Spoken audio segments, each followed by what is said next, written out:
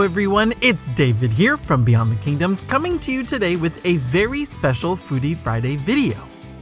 I normally like to highlight my favorite snacks and dishes currently available at the parks and at the events happening around Disney World. But today, we're going to indulge in a very special dining experience only available during this year's Festival of the Arts. Brunch at Cellier. I must confess that this was one of the very few restaurants that I had yet to try at Disney World. So when I heard that the Canadian Steakhouse would offer this unique brunch offering, I simply had to try it as an introduction to the restaurant. With a pretty hefty price tag, I was really interested to see if this would be worth the money and live up to the reputation. So let's dive into this week's special Disney restaurant review.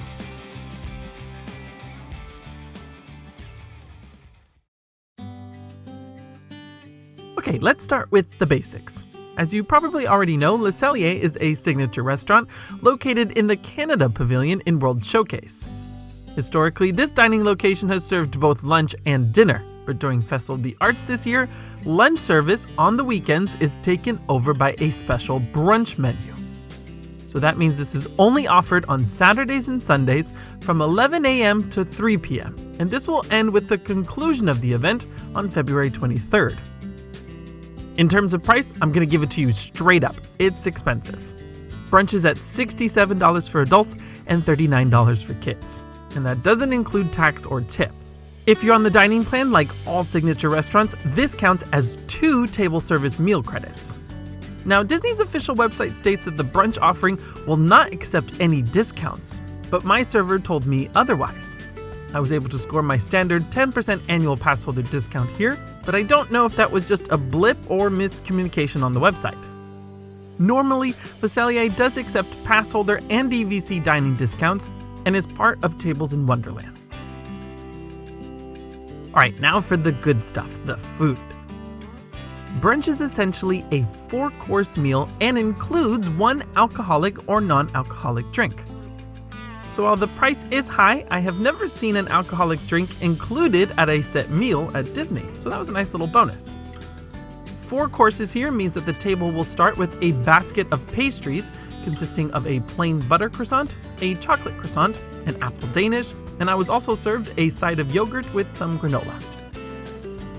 Now my basket of pastries was very small because I was dining solo. This is adjusted based on the size of your party. Now, time for the drinks. In terms of adult beverages, you have 2 options. You can get the Cellier Bloody Caesar or a mimosa. Now the only reason I skipped on the mimosa here was because I had dined at TOPOLINO'S for breakfast the day prior, and they feature a better lineup of bubbly, so I went for the Bloody Mary. And something really unique here is that instead of traditional vodka, it's served with Canadian rye whiskey, and I am a forever changed man. Bloody Marys are my absolute favorite at brunch, and I was really skeptical about the change-up.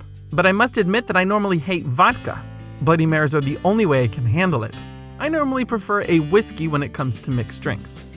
So this little swap around is incredibly smooth in my opinion, and still features a nice kick of spice and refreshing tomato juice. All around excellent. Alright, next we have appetizers, and I really struggled here because there were lots of great options. There's the traditional cheddar cheese soup, steak and eggs, and deviled eggs. I was really tempted to go for the soup, but I can experience that at lunch or dinner another time, and I've had a few samples of it at the different festivals. So I went for the avocado toast. I know, sounds pretty boring, but this elevated version starts with a toasty brioche at the bottom, which had a nice soft crunch to it, almost like croutons but still softer. I was worried about the avocado cream as opposed to normal slices of the fruit, but it was beautifully smooth and rich, and wonderfully topped with some goat cheese. This is not your average avocado toast. This felt way more elegant and, while modest in size, packed a flavor. Alright, next we have our mains, and again I was very torn between some really great options. I almost went for the lobster and grits just to justify the price tag, but it was just a little too early in the day for me to have some lobster. So I decided to go for the Cellier Eggs Benedict because it seemed the most appropriate with the Canadian setting.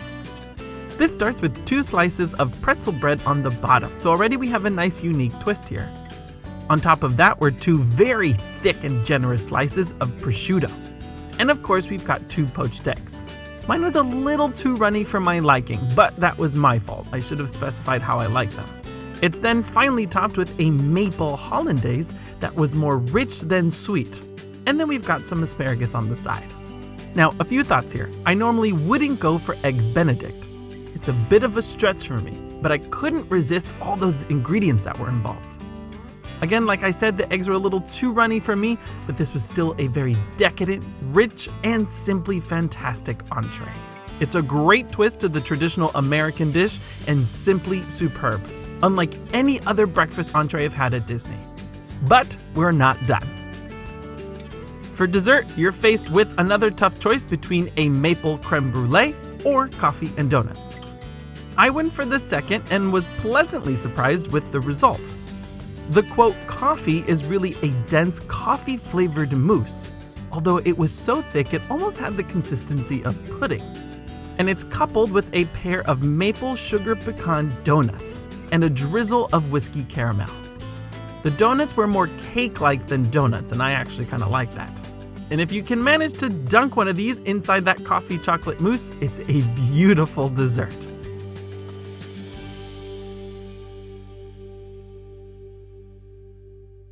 So, final thoughts. Was it worth it? Abso-freaking-lutely. Having experienced breakfast at another signature restaurant just the day before, I can comfortably say that this is the best breakfast meal I've ever had at Disney, in terms of quality. Now, the final bill did feel like a punch, but I started thinking. Brunch at any major city these days is around $50. Now, if you know where you're going, you can find a place with unlimited mimosas or Bloody Marys. But on the flip side of that, 9 times out of 10, these drinks are really watered down. So I was okay with the extra Disney price tag for good quality instead of quantity. And honestly, if you have a character meal at any other restaurant at Disney World and add an alcoholic drink to your meal, you're gonna get close to the same exact price. Yes, you do get characters, but to me, a signature meal is really for the adults. Which takes me to my next point. With the higher price tag, I think this is absolutely for couples and adults wanting a more mature breakfast at Disney, and Epcot is the right park for that. The dark and cozy dining room is extremely relaxing. I was really surprised to see some empty tables when I dined here, and it seemed like walk-ups could be accommodated easily. So if you want a romantic start to your day at the park, this is an excellent choice. I also highly recommend watching the new Canada Far and Wide film either right before or after your meal.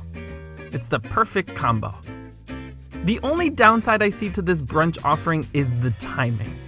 This is a festival-only offering and with an 11 a.m. start time. So you may find yourself having to skip workshops like Animation Academy, which takes place at 12:30 and 1:30 back over in America. And that involves a lot of extra walking. So that's my only complaint. I wish it started a little earlier to make it the perfect starting point for a loop around World Showcase for the day. But I would absolutely pay the price for this experience again, but especially if I was celebrating something special. If brunch was this good, I can't wait to see what dinner is like and see what all the fuss is really about.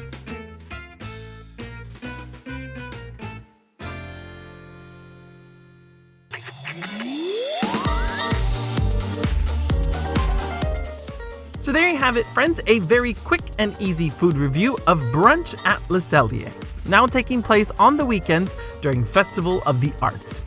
If you want to learn more about this beautiful event at Epcot, check out my full guide to the festival. And don't forget to head on over to beyondthekingdoms.com to download my free pocket guide. It's the perfect way to prep and enjoy everything at this stunning event.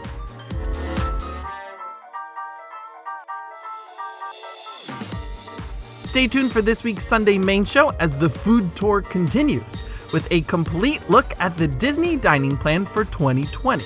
There are not too many changes to the plan this year, but again, I want to examine if this add-on feature is worth getting on your next trip, and to specifically compare it to how other dining discounts measure up to the plan. But that will certainly have to do it for today. Like always, thank you so much for watching, and remember, if you can dream it, you can do it.